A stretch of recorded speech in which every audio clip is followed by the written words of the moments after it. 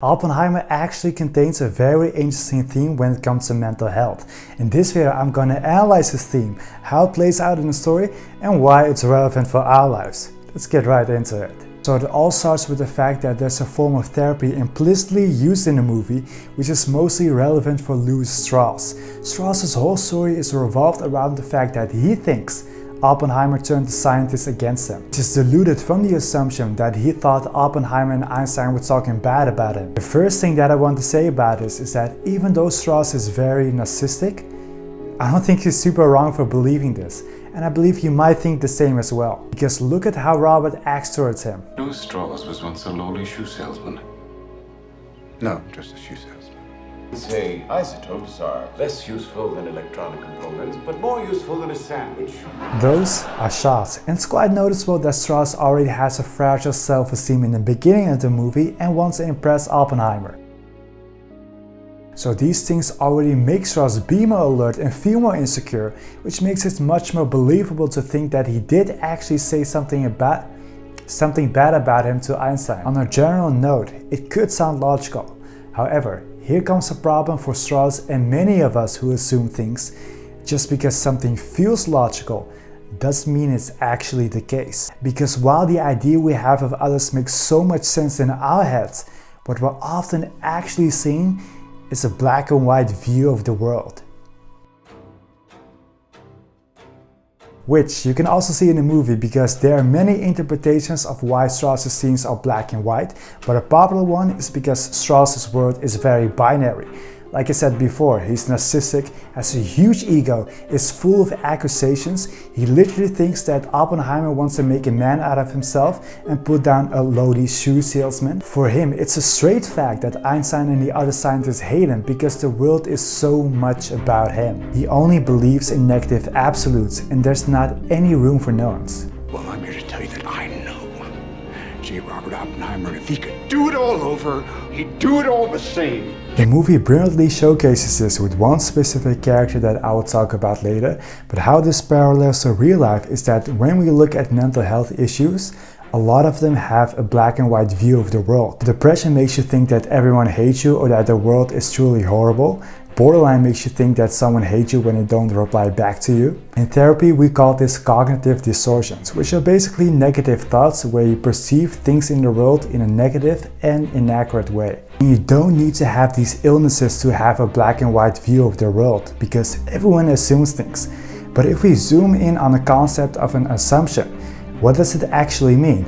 It means that with all the contributing factors of specific behavior, let's say someone didn't reply back to you, those potential factors could be they're not a good texter, they're half busy, they're not in a good place, they simply forgot, or that they have something against you. And what happens when you assume something is that out of that whole spectrum of reasons that I just mentioned, you pick one, often it's the last one, and you think, this is it. This is the objective reality. They must have something against me, and all the other reasons are simply not possible. This is why it's so brilliant that Nolan had these scenes in black and white, because in psychology we call this your frame of reference. Your frame of reference is basically how you perceive the world based on your feelings, values, and ideas about things. For example, if you often watch videos like these, it might be that you generally can notice underlying themes and messages movies have. It's because we view movies as art and we know they often want to say something, so we are predispositioned to notice subtext. Someone who doesn't have this idea and thinks movies are just a fun time will not have the sensitivity on subtext and will just see dialogue as people talking or filler scenes. For them, it is normal stimuli. And the exact same concept happens to Strauss. He has a predispositioned idea that the world is about him and the world hates him. So when there's normal stimuli, like Oppenheimer simply disagreeing with him about the hydrogen bomb, which is probably more his PTSD talking than his actual opinion, he will perceive that as a threat. Especially if someone has a low self-esteem, a lot of things about the world that are normal and not about them, in their frame of reference, it will be about them. So, lots of talk. What is the answer to this, and how does the movie counter this idea? Before I answer that question, I first want to make a humble assumption, and that is that you're hopefully liking this video. So if you are, please drop me a like. Anyway, the movie countered this idea by implicitly incorporating the most popular therapy method. Because I told you, there's a character in the movie who brings nuance into Strauss' world, and that is Senate Aide. Senate Aide is funnily enough the embodiment of cognitive behavior therapy. Because in cognitive behavior therapy, you try to challenge your negative beliefs, lots of times they are assumptions, into more rational and realistic thinking. And he does this by mentioning that maybe, just maybe, Strauss has had the wrong idea about Einstein and Oppenheimer's conversation. Since nobody really knows what they said to each other that day, is it possible they didn't talk about you at all? Is it possible they spoke about something more important? In the movie, you can of course see that the conversation was not about him, it was actually about the freaking end of the world, but there are multiple great things about this scene. The first thing is the connotation in Senate Aide's statement. I just love the actor's delivery when he says something more important, because it deconstructs Strauss' whole character. As I said before, he thought the world is about him, but it's not. Oppenheimer literally feels the weight of the world on his shoulders, has PTSD about that, and Strauss still thinks his world revolves around having a vendetta against him. The second great thing about this scene is that when the truth is revealed, the scene actually gets color. Because the moment Senate Aide introduces perspective, the world is no more black and white. It's actually full of color and nuance. And this is, in my opinion, the right way to view the world, at least when it comes to people. Because if we go back to the connotation of Senate Aide's statement, we can actually realize that things are not actually about us. There are more important things in the world. That's not meant demeaningly. It's not saying you are unimportant.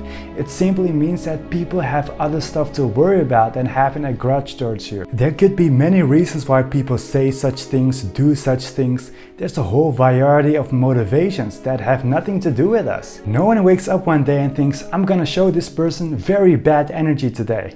So keep this in mind, be aware of your frame of reference, let loose of your internal world, and actually add more color and nuance to your lens. Remember, just because something feels logical doesn't mean it's actually the case. To truly hone this in, there are two things that you can do to stop ruminating over unknown causes. The first thing is a specific framework from cognitive behavior therapy called putting thoughts on trial. I'm not gonna go too deep into this because I'm not a therapist, but in this framework you gather a thought. Let's say my best friends think I'm annoying. So you start gathering evidence for both sides of the thought, the defense and the prosecution. But what's crucial is that you can only gather verifiable facts. You can't gather assumptions, interpretations, conclusions, feelings, just facts. So if you would say my friends have bad energy towards me, that's a very subjective thing and the judge won't take that in. But if you would say no one ever initiates plans with me, that is an objective thing. And then you also gather evidence for the other side, which can be my friends say that it's good to see me. And what you will often find is that the prosecutor doesn't have enough evidence for the judge to make a verdict. So the negative thought has no proof and should be disregarded.